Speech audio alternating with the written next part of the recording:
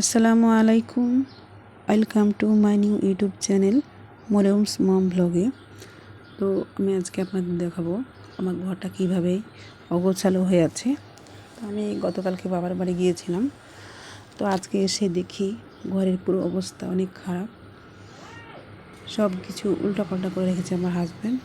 ও আবার একটা কাপড়ের বিজনেস করে, তো ও কাপড়গুলো নিয়ে গেছে। তো কাপড়গুলো সব ঢাকা ছাড়া রেখে চলে গেছে। দেখছি বইয়ের টেবিলটাও অনেক অগোছালো, তাই ভাবলাম যে কাজগুলো সেরে নেই আর বন্ধুদের ভিডিও করে দেখাই। তো যে টেবিলটা আমার সেদিনকে গিয়েছিলাম আমার বাবার বাড়ি, তো আমার মেয়েরা প্রাইভেট থেকে এসেই ব্যাগ রেখে আমরা চলে গিয়েছিলাম।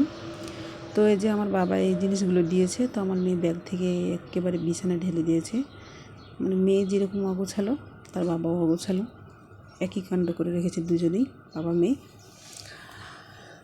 তো ঘরের অবস্থা এত অগোছালো যে শোকেসের গ্লাসগুলো খুলে রেখেছে, পুরো শোকেসের জিনিসগুলো ধুলো ময়লা জমে গিয়েছে গ্লাস খোলার কারণে।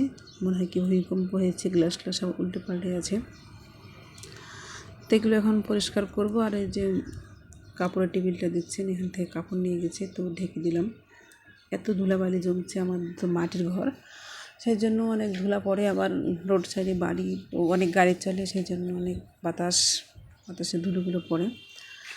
তো এই যে বিছানা রেখে দিয়েছে আমার মেয়ে, এখন এগুলো আমি সরিয়ে নিব। তো এখান থেকে আমার মা দিয়েছে শোভা লম্বা সেমাই, তেল দিয়েছে, দুধের প্যাকেট দিয়েছে, আর চিনি দিয়েছে। আর এই যেখানে ওড়নাগুলো দেখেন কি সুন্দর আমার হাজব্যান্ড বিক্রি করে, এগুলোও রেখে গিয়েছে, কেউ যদি আবার বাড়িতে এসে নেই সেই জন্য।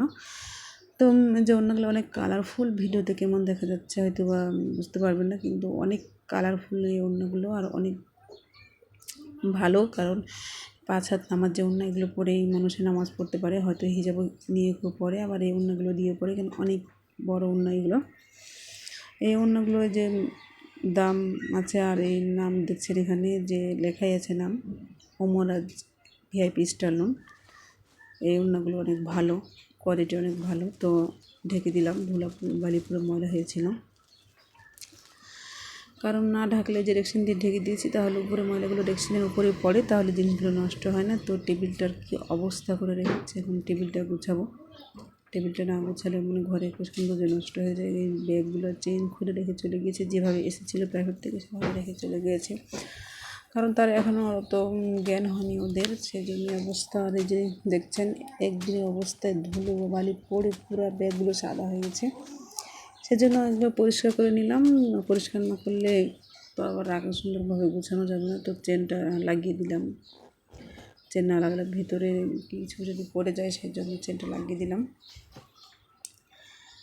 তো বন্ধুরা, যদি আমার ভিডিওটি ভালো লাগে চ্যানেলটিকে অবশ্যই সাবস্ক্রাইব করবেন, আর লাইক দিয়ে কমেন্ট করবেন। তো এগুলো আমি এখন গুছিয়ে রেখে দিব। তো খাড়া করে রেখে দিলাম ব্যাগগুলো, টেবিলটা পুরোটা ব্যাগ নিয়ে আছে। এখন এই যে বই খাতাগুলো গুছিয়ে নিব।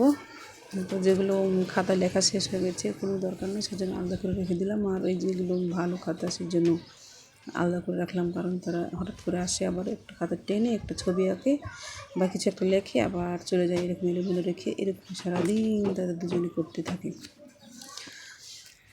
তো গুছিয়ে রেখে দিলাম, আবার যে কোনো মুহূর্তে এসে এই খাতা একটা টেনে একটা ছবি না কিছু লিখে নিয়ে চলে যাবে। তো বারান্দায় আসলাম, বারান্দায় আমার এই আলনাটা থাকে, আমার ঘরে জায়গা নেই, সেজন্য বারান্দায় রেখেছি। তো যে আলনাটা, কাপড়গুলো এত অগোছালো হয়েছে, তো আর এত ধুলা জমেছে যে বলার কথা না। পুরো কাপড়গুলো, রঙিন কাপড়গুলো সাদা হয়ে গেছে, ঝেড়ে পরিষ্কার করে নিতে হবে, নাহলে মানে ভালো দেখায়নি, সেজন্য একটু ঝেড়েও নিলাম। পুরো রঙিন কাপড়গুলো ধুলো বালিতে সাদা হয়ে গেছে, ঝেড়ে পরিষ্কার করে নিলাম।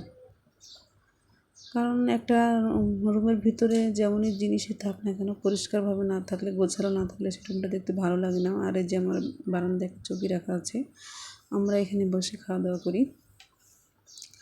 তো এই অবস্থায় যে ওড়না টোড়না যা পেয়েছে একরকম করে ফেলে রেখে চলে গিয়েছে। তো ওড়নাটা আমি আগে ভাঁজ করে নিলাম, আর ওড়নাটা ভাঁজ করলাম। এই যে বালিশ একটা দেখতে পাচ্ছেন, এখানে আমি মেশিনে সেলাই করে যে চেয়ারে বসে, ও চেয়ারে দিয়ে বসি, তাহলে একটু বসতে সুবিধা হয়। আর এখানে এই যে বোলটা দেখতে পাচ্ছেন, এখানে আমি নকশি কাঁথা সেলাই করছি।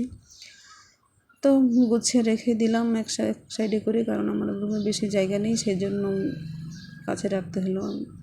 আর এই যে দেখছেন পুরো বালিতে মানে সাদা হয়ে গেছে পুরো রুমটা, তো ওগুলো একটু ঝেড়ে পরিষ্কার করে নিলাম। আর এই বারান্দা ভাবলাম যে আমার বন্ধুদের আমি বারান্দাটা একটু দেখিয়ে দিই। বারান্দার একটা র্যাক রেখেছে, আর র্যাকের কারণ আমি যে বললাম আমার রুমটা অনেক ছোটো আর রুমে জায়গা হয় না, সেই জন্য এর একটা বারান্দা রেখেছি। আর র্যাকের উপরে যত প্রয়োজনীয় জিনিস আমার গ্রোসারি আইটেম, আবার সবজির যত কিছু আমার থালবাটি সব আমি এই র্যাকের উপরে রাখি, কারণ অনেক জায়গা লাগে, সেই জন্য এই র্যাকটা রেখেছি। তো যত মশলাদানি আছে, যত যা কিছু আছে আমি এখানে সব রেখেছি। আর পাশে আমার গ্যাস চুলা আছে, আর সেই জন্য আমার এখানে অনেক সুবিধা হয় এগুলো রাখতে। এখান থেকে জিনিস নিয়ে আমি রান্নাবান্না করি, আবার এখানে রেখে দিই। তো গ্যাস চুলাটা পুরো মানে ধুলো বালিতে ময়লা হয়ে গেছে, কারণ আমি ঢেকে রেখে যাইনি, তাড়াহুড়ো করে চলে গিয়েছিলাম, সেই জন্য ওইখান থেকে র্যাক থেকে নিয়ে এখানে রান্না করি। তাতে আমার রান্নাগুলো অনেক সহজ হয়, বেশি বিরক্ত লাগে না। ওখান থেকে নিয়ে এখান থেকে রান্না করে আবার ওখানে রেখে দিই, পাশেই রেখে দিই। তো চুলাটা পরিষ্কার করে নিলাম, পুরোটা সাদা হয়ে গেছে, টেবিলটা অনেক সাদা হয়ে গেছে, জন্য ঝেড়ে মুছে পরিষ্কার করে নিলাম। এবারে একটু তাও চোখে ধরছে যে হ্যাঁ জিনিসটা চকচকে হয়েছে, তো আবার রুমের ভিতরে চলে আসলাম। এখানে দেখি যে একটা দেখতে পাচ্ছেন, আমার অনেক